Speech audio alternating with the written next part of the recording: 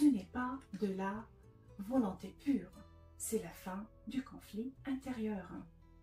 Et c'est cette paix retrouvée qui ouvre la voie à la guérison ou à une vie profondément différente. Mais faut-il attendre un drame pour changer? Non. On peut déclencher ce déclic sans attendre.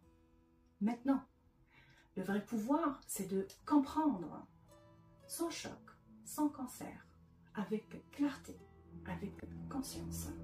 Parce que beaucoup d'entre nous vivent en pilotage automatique, dans des schémas inconscients hérités des automatismes appris dans l'enfance. Boire du soda ou de l'alcool, grignoter en cachette, se réconforter avec des sucreries était normal, ou la violence était subie ou observée, qu'elle soit physique, verbale ou émotionnelle. Alors une fois adulte, on risque soit de reproduire ces comportements inadaptés, des gestes ou des mots qui détruisent, même ceux qu'on aime, conjoint, conjointe, enfant, personne n'y échappe. Ou bien on les subit à nouveau, parce qu'on y a survécu et que notre cerveau a associé cette violence à une forme d'amour et de sécurité. C'est ce que la psychologie appelle le schéma de répétition. Freud 1920, Bowlby 1969, Van der Kolk 2014. Un mécanisme où l'on recrée des conditions familières, même si elles sont toxiques. Le psychiatre Bessel van der Kolk, dont le corps n'oublie rien, explique clairement: les personnes ayant subi des traumatismes précoces développent une tolérance anormalement élevée à la souffrance émotionnelle ou physique, au point de rechercher des situations de stress, de danger ou de rejet, simplement parce qu'elles sont familières.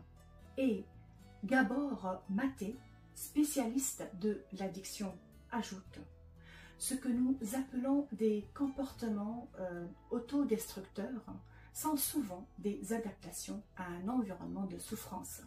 Ce n'est pas un choix, c'est une survie. Mais ce n'est pas toi. Ce n'est pas toi ce schéma destructeur. Ce sont des traces du passé inscrites dans ton système nerveux. Et le jour où tu en prends conscience, le jour où tu ressens que tu peux choisir autre chose, tu redeviens libre. Ce que tu crois être ta personnalité est parfois juste un mécanisme de défense. Mais ton cerveau est neuroplastique et tu peux changer. Ton système peut se réorganiser. Et ce changement-là, il commence par une compréhension profonde. Pas une morale, pas une injonction, une évidence incarnée. Alors, à ceux qui se battent et à ceux qui doutent encore, à tous ceux qui luttent, je vous souhaite la guérison, la lumière et la paix. Et à ceux qui attendent encore un choc pour se réveiller, mangez mieux, arrêtez une consommation de substances, ne plus subir des comportements inadaptés.